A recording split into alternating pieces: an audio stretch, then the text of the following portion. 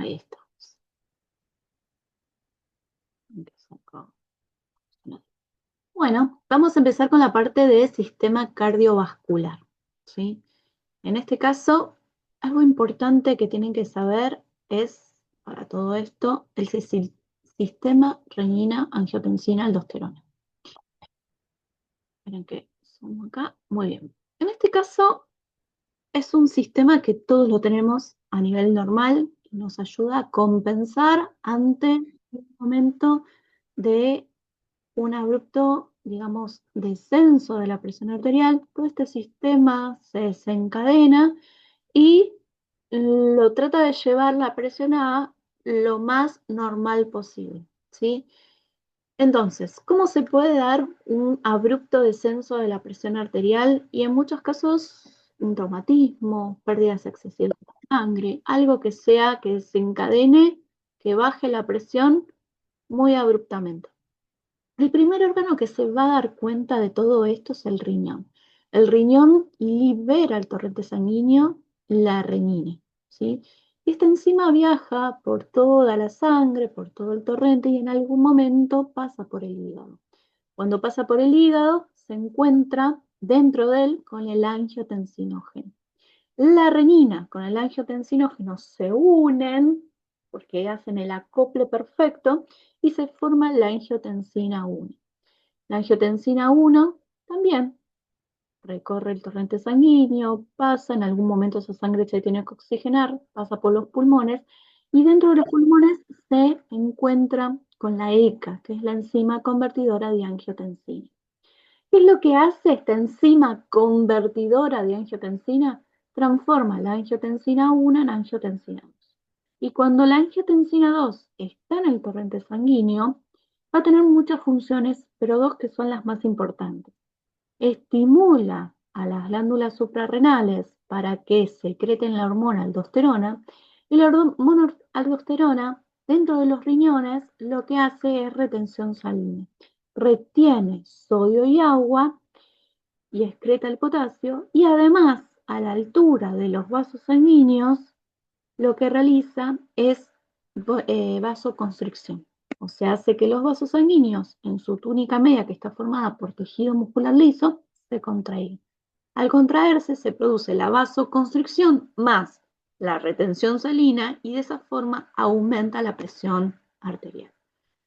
De nuevo, esto pasa en situación normal, todo el mundo tenemos esto, ¿sí? Ante un abrupto descenso de la presión arterial. El problema pasa cuando aparece la hipertensión, ¿sí? Por sí misma.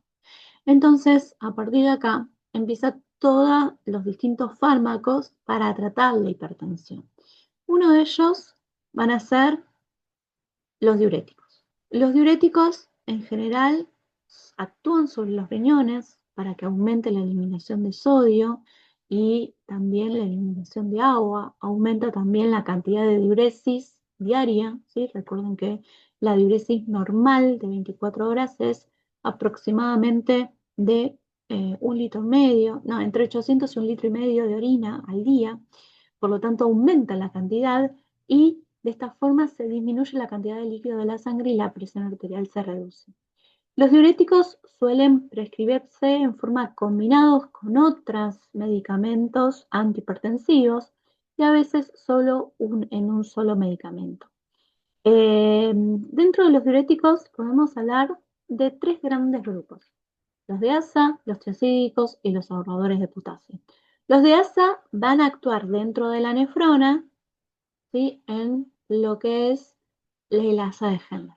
En este lugarcito donde el asa de Henle es la rama ascendente, que es más gruesa, acá van a estar los receptores para este tipo de diuréticos. Los tiazídicos y los ahorradores de potasio van a actuar en el túbulo contorneado distal. Acá van a estar estos receptores para estos grupos de medicamentos. Bien, vamos a hablar un poquito más de los que son del grupo de ASA. El grupo de ASA se lo considera un grupo de techo alto y de cortos periodos. En poco tiempo se excreta mucha cantidad de orina. Se utiliza generalmente ante crisis hipertensivas, ¿sí? O sea, que se libera grandes cantidades de orina en poquito tiempo. Actúan también, como dijimos, en la porción ascendente gruesa del asa de Henle y lo que hace es inhibir la reabsorción de sodio y cloro. Uno de los ejemplos es la furosemida, ¿sí? Se utiliza para crisis hipertensivas a altas dosis en la insuficiencia renal y tiene efectos adversos como hipopotasemia, hiperuricemia, hipertriglicidemia. Pasamos al segundo grupo, que son los tiazídicos. Estos son todo lo contrario a los del grupo de ASA. Son mucho más modernos, se consideran de techo bajo y se pueden utilizar en periodos prolongados. Son un tipo de diurético que provoca también la eliminación de agua y sodio en el cuerpo, inhiben la reabsorción de sodio y cloro en los túbulos contorneados distales de la nefrona y, como dijimos, se pueden tomar por un periodo largo, ¿sí? Un tratamiento a largo plazo. Uno de los ejemplos, hidroclorotiazide, ¿sí? Se utilizan en enfermos hipertensivos para tratamientos en periodos largos y tienen efectos adversos como aumentar el riesgo de arritmias, muertes súbitas, intolerancia a la glucosa, alteración sexual en el hombre, debilidad y exatema. Y vamos con el tercer y último grupo de diuréticos, que son los ahorradores de potasio. En este caso, lo que hacen es inhiben al sodio y se quedan con lo que es el potasio, ¿sí? El cuerpo. Y actúan a nivel del riñón, en el túbulo contorneado distal, promueven la pérdida de potasio, eh, o sea, en este caso lo que hace es que el cuerpo se queda con el potasio y excreta el sodio y el agua del cuerpo, ¿sí? O sea que, de cierta forma, los ahorradores de potasio se quedan con algo de algún mineral encima, ¿sí? Eh, Son antagonistas competidores de la aldosterona por los sitios de unión. Al unirse con estos receptores, previene la producción de proteínas que normalmente son sintetizados por acción de la aldosterona, y esto impide la reabsorción de sodio y la secreción de potasio e iones de hidrógeno. Ejemplos de los antagonistas de la aldosterona: espironolactona, esplerenona. Diuréticos, entonces, ejemplos: hidroclorotiazida, espironolactona, indapamida, ¿sí? Que son del grupo de ASA, clortalidona, y también tenemos combinaciones: amilorida más hidroclorotiazidas o espironolactonas más hidroclorotiazida. Pasamos a otro grupo que también son importantes, que son los beta bloqueantes, ¿sí? Yo en algún momento les había dicho que se acuerden de beta, ¿sí? Cuando habíamos hablado del primer grupo de los broncodilatadores. En este caso, el organismo posee dos tipos de receptores beta, los beta 1 y los beta 2, como pasaba con la histamina. Los beta 1 siempre se relacionan para controlar lo que es la frecuencia y la fuerza del latido del corazón. En cambio, los beta 2 regulan la función del músculo liso, ¿sí? Por eso lo vimos en los broncodilatadores del primer grupo adrenérgicos beta 2. ¿Por qué? Porque los bronquios y los bronquioles lo que tienen es músculo liso, ¿sí? Ahora nos vamos a volcar acá en lo que es los beta 1. Y si yo tengo que hablar de estos beta bloqueantes, lo que hacen es hacer que el corazón vaya más lento y con menos fuerza. De esa forma yo puedo lograr que el corazón, al ir con menos fuerza, ¿sí? Digamos, baje la presión arterial, ¿sí? Por lo tanto, si hablo de su mecanismo de acción o de su farmacodinámica, los bloqueantes beta retrasan los impulsos nerviosos que recorren el corazón para que se contraiga. De esta forma, se anulan los efectos de la hormona epinefrina o adrenalina y actúan los receptores beta del corazón. Para ello actúan sobre los receptores beta del sistema nervioso simpático, envían información a un centro del cerebro que ordena una respuesta para controlar la tensión y la frecuencia y la acción involuntaria de los vasos sanguíneos. Ejemplos de estos tenemos muchos, pero los beta bloqueantes también se dividen en cardio no selectivos y cardioselectivos. Los cardio no selectivos, en estos casos, significa que no inhiben en forma solamente a los beta 1, sino que inhiben a los beta 1 y a los beta 2. En cambio, los cardioselectivos se inhiben solamente a los beta 1. Si hablamos de los no selectivos, propranolol. Y si hablamos de los cardios selectivos, atenolol, carvedilol, bisoprolol, metoprolol, y algunos están, digamos, combinados con un diurético, como por ejemplo amilorida, hidroclorotiazida o clortalidonas. En el caso del Plenacor D, D significa la parte de diuréticos. Es un atenolol más un diurético. Va a estar indicado los beta bloqueantes para hipertensión arteriales, anginas de pecho, infartos de miocardio, arritmias cardíacas. Tienen efectos colaterales, sí, extremidades frías, manos y pies fríos, fatiga muscular, bradicardia, náuseas, diarrea. Y en el caso de extremidades frías, ¿por qué? Porque el corazón va más lento y con menos fuerza. Yo al paciente le tomo el pulso y va a tener alrededor de 60, 55 de pulso, que en realidad el pulso cardíaco es entre 70 a 100, ¿sí? Ese sería más o menos el pulso normal. Acá estamos hablando un poquito menos, y es lógico, está tomando esta medicación. Entonces, va a llegar menos sangre, ¿sí? A los dedos o a los dedos de la mano, del pie o de la mano. Entonces, vamos a tener las extremidades frías. Y fatiga muscular también, porque lógicamente va a llegar menos sangre a los músculos, ¿sí? Por lo tanto, provoca esa fatiga. Y la bradicardia es justamente lo que estamos queriendo hacer, que el corazón vaya más lento y con menos fuerza. Pasamos a otro grupo de medicamentos que se utilizan en cardio, que son los bloqueantes cálcicos o antagonistas cálcicos. Y yo quiero que se queden con esa imagen. En este caso,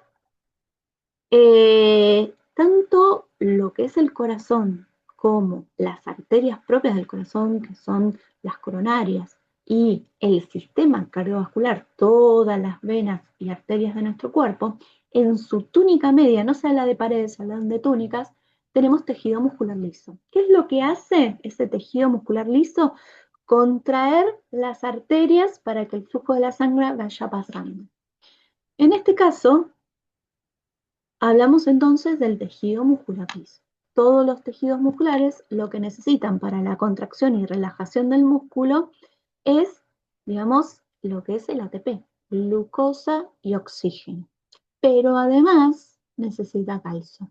Por lo tanto, si yo doy o administro un antagonista cálcico, lo que hacen es disminuir la entrada de calcio dentro de las fibras musculares. Y de esa forma, las arterias, todos los vasos sanguíneos, van a actuar más débilmente, o sea, van a estar más dilatados, ¿sí? ¿Por qué quiero que estén más dilatados? Cuando aparece la hipertensión, que ya aparece con todas las complicaciones, las arterias aumentan de calibre, ¿sí? O sea, que se dilatan, va a haber mucho más, van a estar más gruesas, por lo tanto, el calibre de la luz de la arteria se hace cada vez más chiquito y el volumen de sangre que nosotros tenemos va a ser siempre el mismo y que tiene que pasar por esas arterias. Por lo tanto, si ahí yo hago que las arterias, digamos, se dilaten un poquito, no se contraigan, no produzcan esta contracción y relajación, digamos que la sangre va a fluir mejor y va a bajar la presión arterial. Entonces, los bloqueadores de los canales de calcio o antagonistas cálcicos son medicamentos que tratan lo que es hipertensión arterial, anginas de pecho o enfermedades de Raynaud. Impiden que el corazón entre en las células, digamos, que el calcio entre en las células del corazón y las paredes de los vasos sanguíneos, lo que resulta que la presión arterial baja. También relaja y ensancha los vasos sanguíneos al afectar las células musculares de las paredes arteriales. Ejemplos de bloqueadores cálcicos en estos casos tenemos de acción corta y de acción prolongada. Los medicamentos de acción corta o rápida funcionan a la brevedad, pero sus efectos duran solo unas pocas horas. En cambio, los de acción prolongada se liberan lentamente para brindar un efecto más duradero. Ejemplos de bloqueantes cálcicos con efecto principalmente vascular, amlodipina o nifodipina. Y en el caso de bloqueantes selectivos de los canales de calcio con efecto cardíaco directo, o sea, que van a estar o van a ir directamente a las arterias coronarias del corazón que irrigan las paredes del corazón, verapamilo, dialtacén, o por ejemplo, el verapamilo combinado con un IECA, que es lo que vamos a ver a continuación. Bien, nosotros habíamos visto esto, sistema renina, angiotensina, aldosterona, y en este caso vamos a tener dos grupos de medicamentos, los IECA,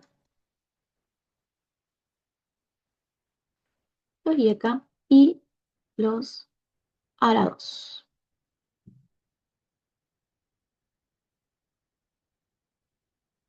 Bien, en este caso, si yo hablo de los IECA, estoy hablando que son inhibidores de la angina convertidora de angiotensina. O sea, que esto mismo lo tengo acá. Y lo que quiere decir es que inhiben, o sea que van a inhibir acá, ¿sí? A la altura de los pulmones. Inhiben a la enzima. Por lo tanto, si la angiotensina 1 se formó, va a pasar por los pulmones y no se va a transformar en angiotensina 2. Al no estar la angiotensina 2, no se produce ni retención salina ni vasoconstricción, ¿sí? En el caso de la angiotensina de los ARA2, la angiotensina 1 se formó, pasa a través de los pulmones, se convierte en angiotensina 2, pero lo que hace es inhibir los receptores, porque lo que significa ARA2 son antagonistas de los receptores de la angiotensina 2. ¿Dónde teníamos receptores para la angiotensina 2? Y a la altura de la nefrona, en los riñones y en los vasos sanguíneos. Por lo tanto, a esta altura inhibe los receptores en riñón, inhibe los receptores a la altura de los vasos sanguíneos. La angiotensina 2 está en el torrente, pero no se puede pegar a ningún receptor. Por lo tanto, baja la presión arterial, ¿sí? Entonces, ¿se entendió esto o lo explico de nuevo? Díganme. ¿Vamos bien? ¿No? Supongo que sí. Entonces, Sí, profe, se entendió todo bien. Va, para mí se entendió todo bien. Más con perfecto. el dibujito, es más fácil. Buenísimo. Ahora vamos a También. lo técnico, ¿sí? Vamos a lo técnico, así tiene una mejor explicación. Entonces, vamos a hablar de los IECA. Son un grupo relativamente nuevos en el mercado. Su acción está directamente porque en la sangre hay una sustancia inactiva que se llama angiotensinógeno que se transforma en angiotensina 1 por una enzima llamada renina. La angiotensina 1 es transformada en angiotensina 2 por la ECA y la angiotensina 2 es la sustancia endógena más poderosa como vasoconstrictora y explica una gran cantidad de cuadros de hipertensión. Ahora, dentro de los IECA, ¿sí? Lo que hacen son drogas que bloquean la enzima de la ECA, ¿sí? La enzima convertidora de la angiotensina. Al estar esta enzima bloqueada, no se produce angiotensina 2, por lo tanto, los vasos no se contraen. Si hablamos de drogas que pertenecen a este grupo, captopril, enalapril, lisinopril, todos terminados en pril, ¿sí? Son IECAS. Algo que tiene en cuanto a efectos es que producen tos seca. Y para muchos pacientes la tos seca es algo muy molesto. Por lo tanto, el médico lo que hace es cambiar el grupo de los IECAS por los ARA2. Los ARA2, como dijimos, significa antagonistas de los receptores de la angiotensina 2. Estos son aún un poquito más nuevos y lo que hacen es bloquear estos receptores. Esta sustancia no produce tos y la principal desventaja es que es más caro que los IECA, ¿sí? Por lo tanto, hablamos de losartán, iversartán, candesartán, valsartán, temisartán. En cuanto a la combinación de los ARA2, se pueden combinar con diuréticos tiazídicos, con antagonistas cálcicos. De segunda elección podría utilizarse junto con betabloqueantes, pero no es recomendable combinar los ARA2 con IECA o con diuréticos ahorradores de potasio o inhibidores de la renina. Bien, y por último, lo que vamos a ver, la parte cardíaca, la hipercolesterolemia, ¿sí? Si bien los que vayan a ver síndrome metabólico conmigo lo vamos a ver, pero lo tengo que nombrar acá. En este caso, el colesterol en nuestro cuerpo, digamos, llega a través de los alimentos, pero también tiene una producción endógena. ¿Quién la produce?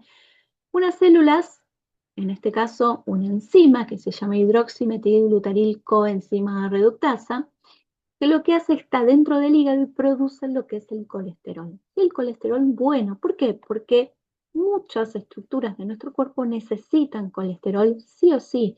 ¿Cuáles van a ser las, por ejemplo, lo encontramos en las membranas plasmáticas de las células, en los líquidos biliares, en algunas hormonas? El colesterol se necesita, ¿sí? Entonces, dentro de las drogas que inhiben esta enzima, hablamos de la lovastatina, simvastatina, atorvastatina. ¿Pero por qué? ¿Por qué hablamos del colesterol? En muchos casos, las arterias, ¿sí? Cuando tenemos un exceso de colesterol en nuestro cuerpo, ya sea en forma endógena o exógena, que venga a través de los alimentos, se van acumulando en las arterias importantes de nuestro cuerpo, las arterias coronarias, en las carótidas, pulmonares, ¿sí? Renales, se van acumulando y van obstruyendo lo que es el calibre de la luz de esa arteria. Y muchas veces viene acompañado que esos pacientes también tienen hipertensión.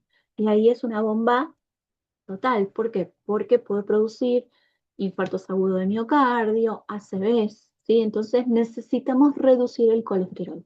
En primer lugar, siempre se opta por una dieta balanceada y ejercicio físico.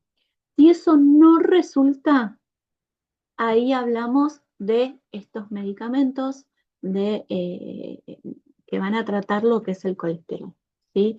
Y acá sí hablamos de que esos pacientes van a tomar lovastatina, simvastatina, atorvastatina, combinados quizás con un diurético, con otro antihipertensivo. Bien, muy bien. ¿Quieren ver la hora? Bien, vamos a seguir con esta partecita que tiene que ver con la parte digestiva, ¿sí? Y en estos casos, eh, yo les conté que muchas veces la mucosa gástrica, todo lo que es el tubo digestivo, que inicia en la cavidad bucal, sigue con el faringe, esófago, estómago, duodeno, yeyuno ilio, colon, ¿sí? Todo este recorrido, lo que vamos a tener son cuatro paredes en las cuales tenemos la mucosa, la submucosa, tejido muscular liso y la adventicia, que es lo que cierra a cada órgano. Entonces, la primera capa que se va a dañar siempre va a ser la mucosa, ¿sí? La que está en la luz del órgano, y después se van dañando respectivamente como sea la submucosa, muscular, bien.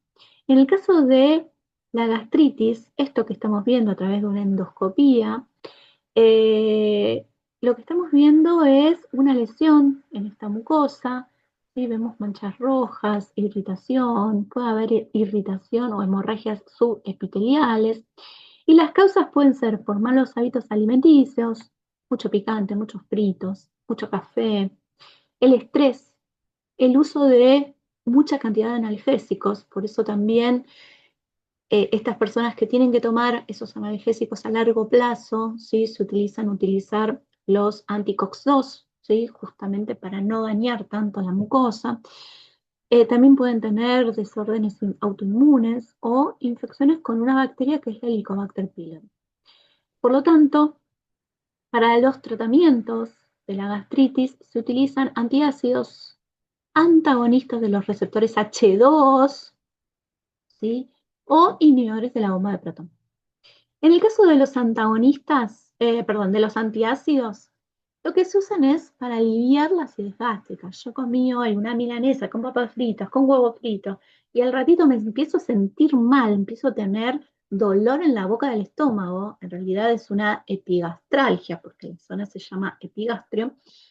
Lo que tomo es un antiácido. Lo tengo ahí, lo tengo en el cajón, me lo tomo, al ratito me voy a sentir mejor, listo. Al tiempo, el próximo fin de o en 2, 3 días como algo y otra vez vuelvo a tener. Bueno, en realidad los antiácidos en general lo que hacen es aumentar el pH para que no sea tan ácido, lo alcaliniza, por lo tanto, digamos, llega a un nivel más o menos normal y ahí me calma el dolor. Entonces, es algo momentáneo, por eso no es lo recomendable tomar antiácidos. Entonces, este grupo son compuestos inorgánicos que actúan localmente y cuya acción terapéutica consiste en neutralizar el ácido clorhídrico, ¿sí? Que el ácido tiene un pH entre 1,5 y 2, o sea, es muy, muy ácido, sin afectar su producción. Por lo tanto, las células del estómago, las células parietales siguen produciendo ácido, ¿sí? Pero está como neutralizado. Ahora, dentro de este grupo tenemos un grupo que se llaman sistémicos y los no sistémicos. Los sistémicos, como los bicarbonatos sódicos, son de acción rápida, poco duraderas y con un posible efecto rebote. Y los no sistémicos, sales de aluminio, de magnesio, de calcio, son más lentas y sostenidas y no presentan efectos rebote. Actualmente los antiácidos suelen indicarse para controlar el dolor asociado a las úlceras duodenales y con mayor frecuencia para evitar las molestias producidas por las heridas de hiato. Se comercializan solos o asociados con antiflatulentos y espasmolíticos. En este caso, entonces, hablamos que los antiácidos alcalinizan el estómago aumentando el pH y hoy por hoy ya casi son reemplazados por otras sustancias como los inhibidores de la bomba de protón. Ejemplos de antiácidos: carbonatos de calcio, hidróxidos de aluminio más hidróxidos de magnesio, asociados con simeticonas o con ácido tartárico, cafeína. El segundo grupo son las antagonistas H2. ¿Sí? Estos antagonistas lo que hacen es bloquear la acción de la histamina de los receptores y conlleva una disminución de la acción del ácido clorhídrico. Son medicamentos indicados para las dispepsias, aunque su uso ha disminuido desde la aparición de los inhibidores de la bomba de protón. Ejemplos de los antagonistas H2: ranitidina, fomatidina, simetina y el sucralfato. Si hablamos específicamente del sucralfato, este medicamento todavía se sigue administrando junto con los IVP, son muy buenos. Se venden en forma líquida, ¿sí? En el cual se puede tomar 4 veces al día o antes de cada alimento, ¿sí? O sea, antes de desayuno, almuerzo, merienda y cena. Casi el 90% de las dosis administradas es eliminada a través de las heces, se absorben muy pequeñas cantidades y actúa localmente en el sitio de las úlceras y se metaboliza. Pasamos a los inhibidores de la bomba de protón. En este caso es un grupo de medicamentos que lo que hace es reducir pronunciada y duraderamente lo que es la producción de ácido clorhídrico. En un 80% actúan como protector de las mucosas gástricas por 24-48 horas. Este grupo hablamos del omeprazol, lansoprazol, rabeprazol, pantoprazol, esomeprazol. El primero que salió al mercado de primera generación fueron lo que es el omeprazol. Hoy por hoy hablamos de tercera generación porque tienen mejor biodisponibilidad y también menos efectos adversos como el pantoprazol, esomeprazol o dexlansoprazol. En cuanto a lo que es la Helicobacter pylori, es una bacteria que se aloja en lo que es la mucosa gástrica, ¿sí? Es la única bacteria que tiene, digamos, que soporta un pH tan ácido. Y esta bacteria cuando llega, se atornilla literalmente en la mucosa gástrica y empieza a multiplicarse. Y acá la vemos, ¿sí? Esta bacteria genera todos los síntomas de la gastritis, por eso siempre es necesario ir al gastroenterólogo y que el gastro envíe a hacer una endoscopía para saber si las lesiones que tenemos en la mucosa, duodeno, esófago o dentro del estómago, está o no la Helicobacter pylori. Si no detectamos a esta bacteria y no la curamos, en este caso puede desencadenar un cáncer de estómago, ¿sí? Y hay que tratarla. ¿Cómo matamos una bacteria? Con antibióticos. Vamos a tomar, por ejemplo, antibióticos más un protector gástrico, un IVP. ¿Qué antibióticos? Amoxicilinas o levofloxacinas cada 12 horas, más omeprazol de 7 a 14 días. Otro ejemplo, amoxicilina cada 12 horas más claritromicina cada 12 horas más pantoprazol cada 12 horas. O algún IVP de los que vimos más bismuto, metronidazol y claritromicina. Dependiendo qué es el combo de medicación que receta el médico, si es la que vamos a tomar, pero siempre va a haber antibióticos más un IVP. Bien, vamos a llegar hasta acá. Quedaría solo sistema nervioso, así que hacemos un cortecito, ¿sí? Y volvemos al rato y ya terminaríamos, ¿sí? Así que tengan Buenísimo. paciencia, nos falta poquito, ¿sí? Ok.